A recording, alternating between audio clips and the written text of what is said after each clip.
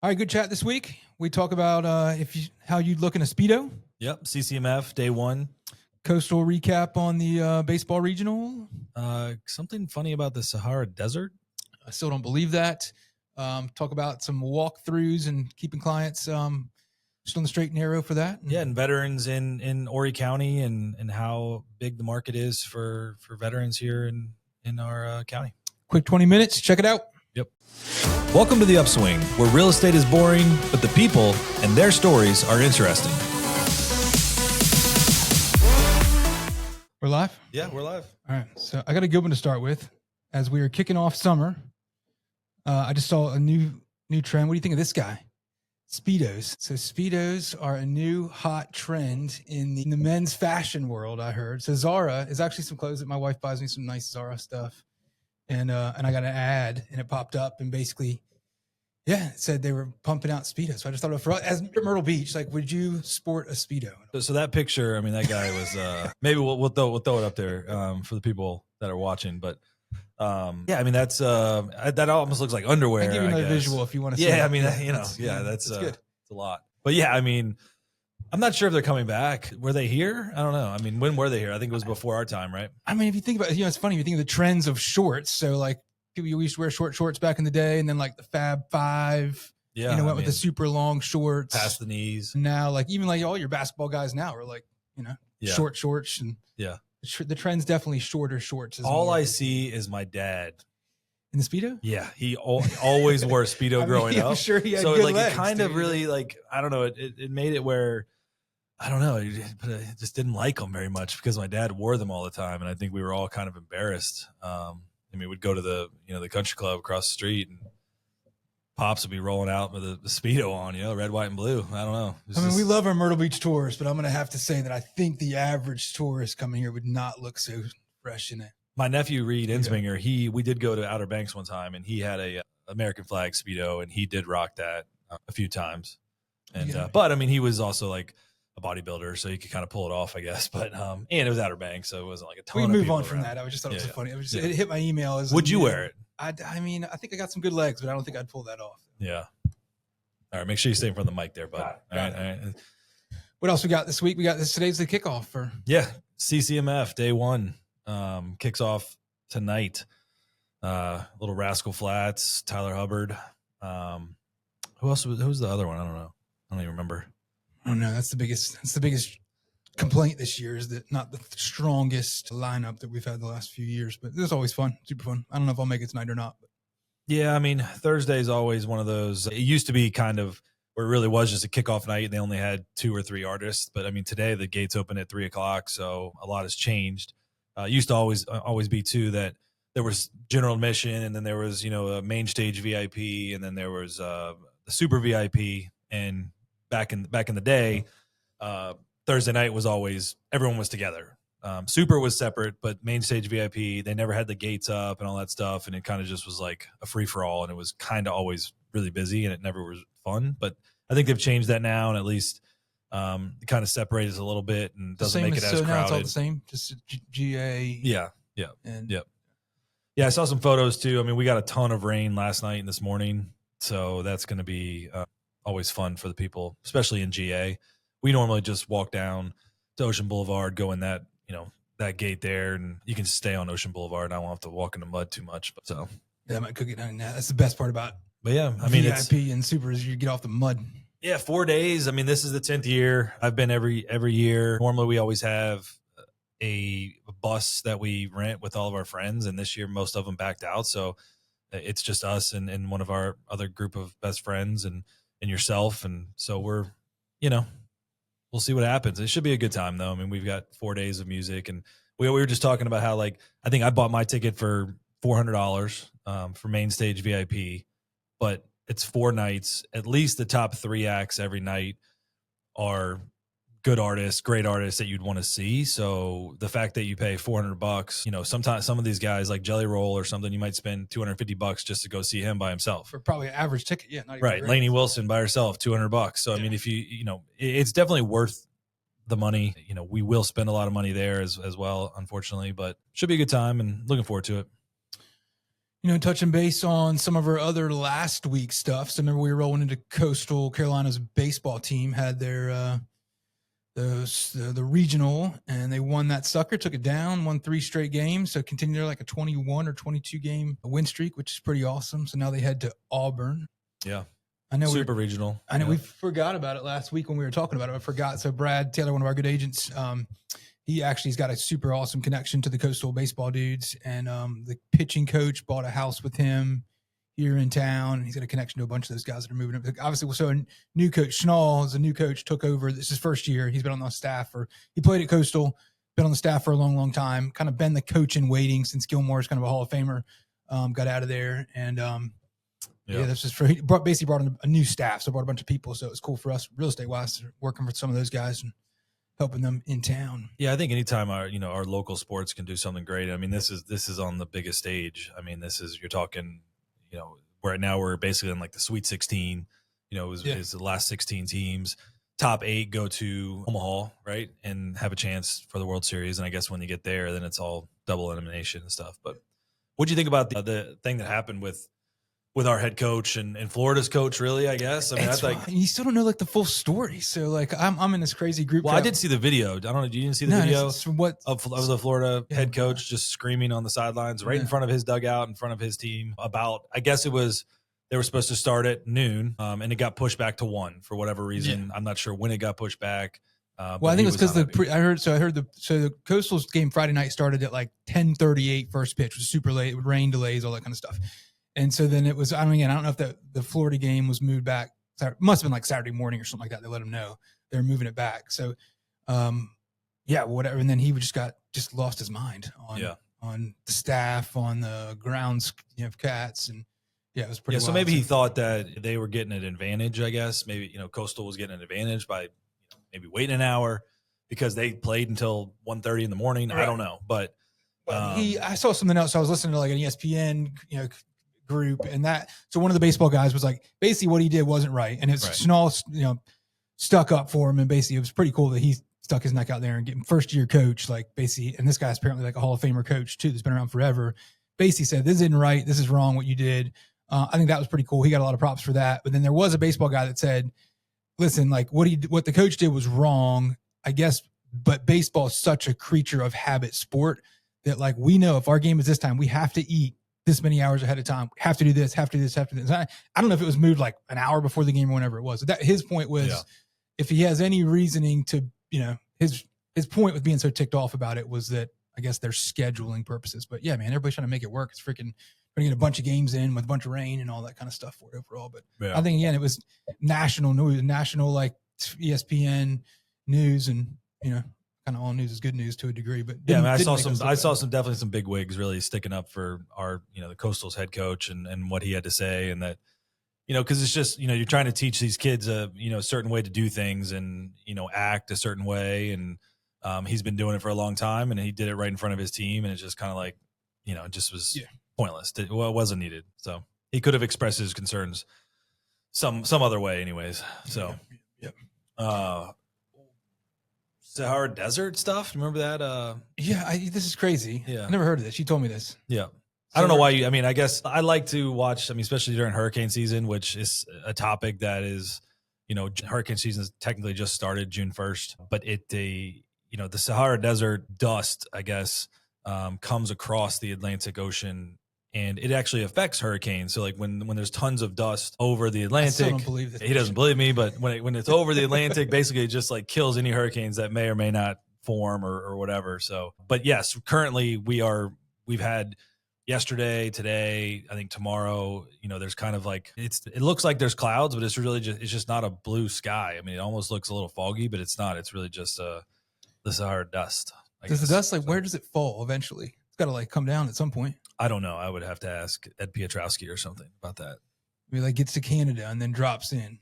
Yeah, I'm not sure. It sounds great. I still don't believe this. I'm not a meteorologist, but I still think this is a questionable. I'm basically, I should be a hurricane expert during hurricane season because I love watching. I mean, we're close. The hurricane season is like, it's basically a way of life for us. Like here, like June 1st is obviously like, so it goes June to the end of November, I think is technical hurricane season for us, right? Where, we're on high alert. Really, it's August, September, October are our main kind of concern months. Like rarely are we getting anything crazy in June or July for us. But it's super. I think that's one of the bigger. It's funny. I was with someone. I forgot they were like worried about. They were moving here, and we were with like one of their friends already lived here, and we were looking at property. And the guy was like, "I'm worried about gators." And the guy was like, "Don't worry about gators, man. Worry about freaking hurricanes." Like, I mean, that's our. It's again for us, like not even joking with it, right? It's just, I mean, it's kind of a way of life that, you're always watching especially from a real estate perspective. That's kind of a whole different can of worms for it. But I mean, and I'm sure we'll talk about it over the summer as things start to progress. But it definitely picks up, as the water temperature rises throughout the summer. It starts getting worse at the end of August and into September is when kind of like the height of it is. We'll hopefully we should have some episode we can talk about our fun different hurricanes we've had. We've like Myrtle Beach is like the last like bad one was like 89 Hugo was like massive destruction, like it hit north of Charleston, so McClellanville, and then crushed like Garden South City, End, Surfside. I mean, like, if you see pictures of Garden City, there's only a few houses that are standing. It's kind of crazy. But outside of that, we've had we've had ones the last couple of years that were definitely impactful. It's a lot of rain stuff, and we can get into some of those things. We had the one when we lived down here, and I guess it was 99, right? It was Floyd. I think it was 99. Yeah, we lived on 65th Ave, and we didn't leave. They evacuated everything inside the waterway, and we stayed as long as we could. We eventually left, right? Yeah, I think so. But I just remember, because I remember when they stopped traffic, like you couldn't even come. Well, so back then it was called mandatory evacuations, where like literally they could come and arrest you and throw you in jail or something like that if you didn't leave. I don't know when that changed, but now it's like they basically say, "Here's the evacuation.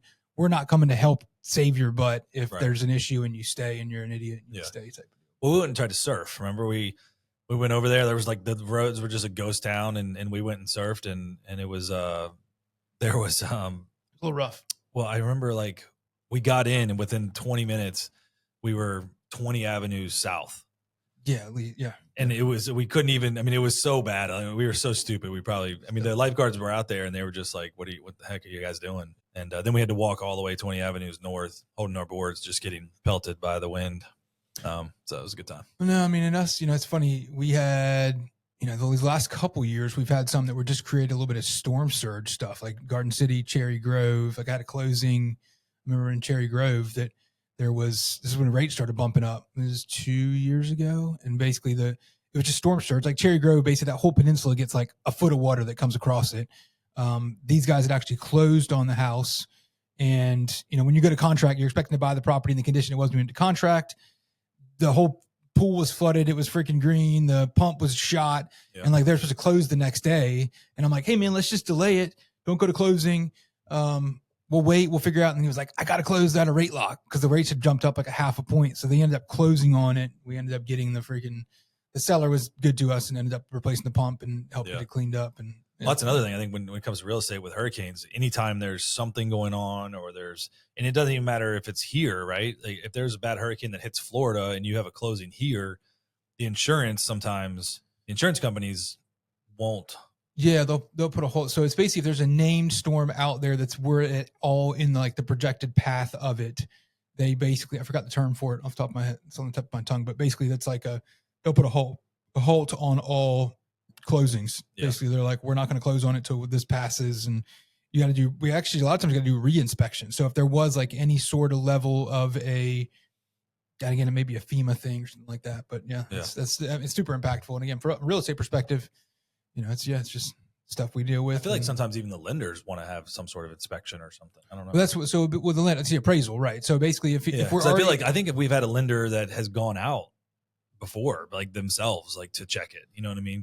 I think what it is if we're thinking about we're beyond appraisal, the appraisal's already done, it's back in the lender's hands. We're going to closing. If there was, any form, again, we should probably find out what it is. But basically, if there's any, if it was here, there was any, if it were declared a natural disaster at all, that's what it is. Right. Which doesn't have to be anything massive. It's basically that's done so the government can kick in more money to send more resources. If any natural disaster was labeled, termed, then the lender's got to have the appraiser's got to go back out there, basically make sure the house is in the same condition, roof didn't blow off. Which makes sense. I mean, they're covering their their asset. We had a fun little talk about Angel was speaking on the seatbelt law for golf carts. So I guess it's a state law that was passed that any child 12 years or younger has to have a seatbelt, whether in the front seat or the back seat of a golf cart.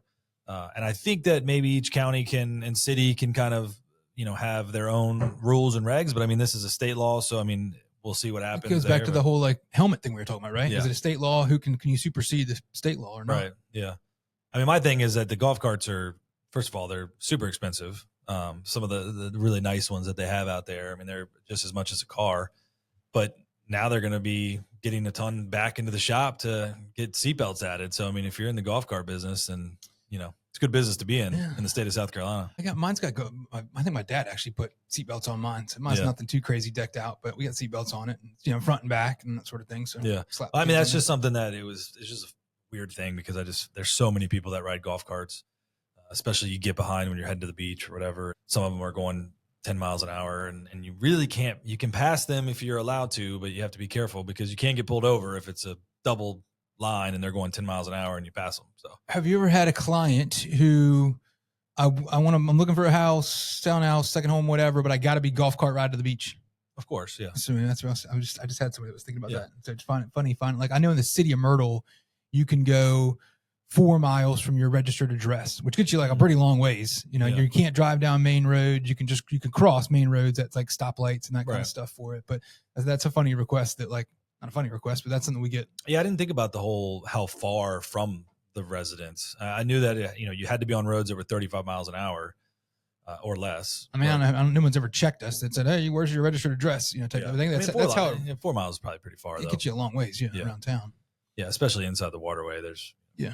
But we also, so we had some closings this week that we wanted to chat about. And this was a funny one that, not funny, but it was a cool way to kind of get, first of all, it was a referral from, we had sold a Barefoot Landing townhouse for somebody. That was actually a referral from Virginia for us to sell their property. Those people also bought something with us. So they referred us to their neighbors. Their neighbor gives us a call. They say, hey, we want to sell our townhouse too. Our neighbors moved and, we love living next to them. And now that they're gone, we're ready to buy a single family home. And so we got it listed, right? We were, I don't know, it was probably about within 30 days or so, maybe a little bit longer, but they had a yard sale in the neighborhood. And these clients that came through, they were actually just there for the yard sale. And my clients started talking to them about, hey, how do you love living here? And they're like, oh, we love it. We're actually selling. And next thing you know, they were like, oh, you want to see it? And so they went inside and they showed them the property and they gave them my card. Next thing you know, they give me a call and they said, hey, listen, we love that place. We really want to maybe move into that. So they said, well, we need to sell our condo first. We're in Barefoot, but it's a, 3-story, no elevator type deal. And so we went over, we got their house listed and we got under contract within 5 days. So now, boom, we've got these guys buying our listing. We're selling their place and we just wrapped that up. And it was just a funny way of someone just going to a yard sale because, normally it's a gated community and they couldn't get in there and even see it. So that's kind of why they like going to those yard sales so they can kind of see what that community's like. But we went by, right? And so there was the walkthrough and somehow there was a piece of furniture that wasn't supposed to be there and the buyer didn't like it. And so me and Brian whipped over there and picked up. It's funny. We were driving through the neighborhood because we were getting the lockbox, meeting the seller at the one we were doing both sides of. We were pulling out of Barefoot and the agent calls you like, well, the walkthrough was pretty good, but there's this piece of furniture that looks really ugly. And what's going on? We know it's supposed to be there. And we're like, what the heck are we talking about? Because 3rd floor, no elevator building. And it was like a little entertainment piece type of deal. But luckily, which was there, I guess it was on the balcony or something. But so it was weathered, and they had taken the piece of furniture that was where the TV would sit on. So they thought they were doing something good. But I understood, and we were like, well, listen, we'll run by there. We're right here, and so we picked it up. I mean, this is all happening in the same day, and it's still in the back of my truck.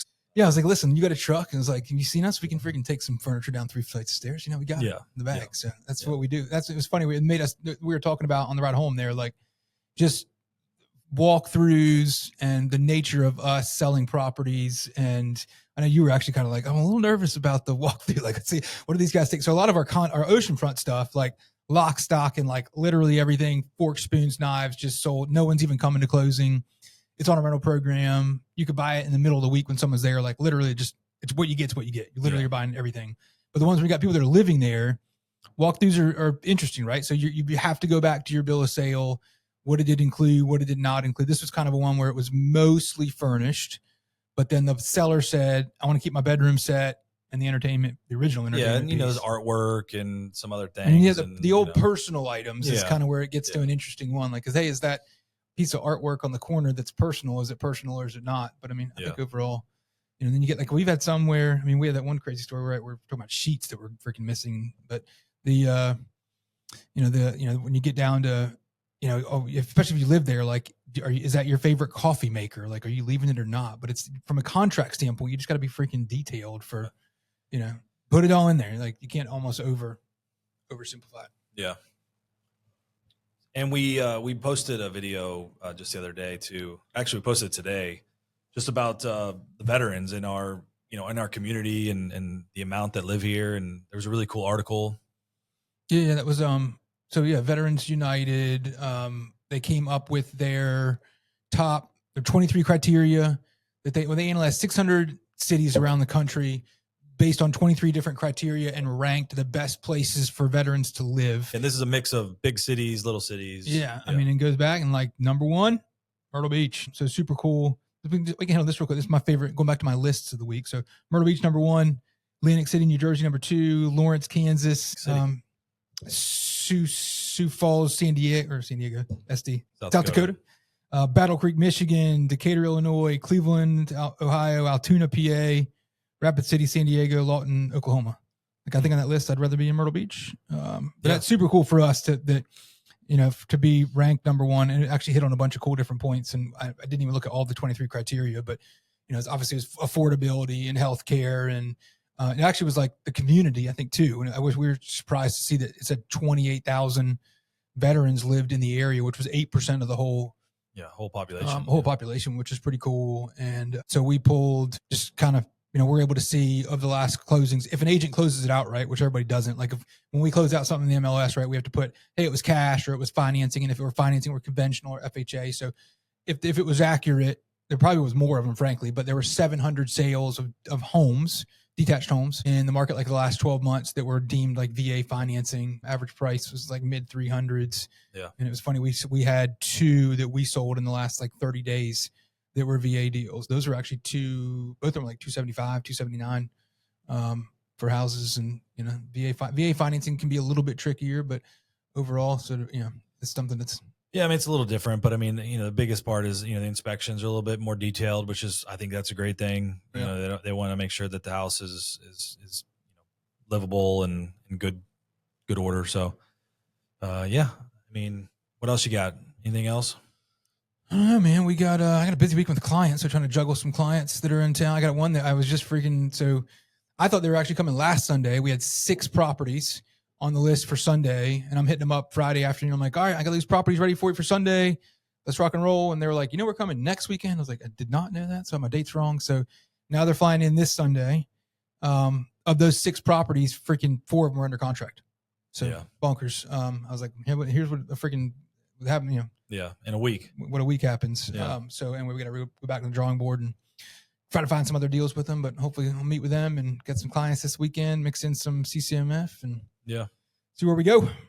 Yeah, it should be a good time. And we'll update you on how CCMF went next week. And all right, catch you later. See you on the flip side.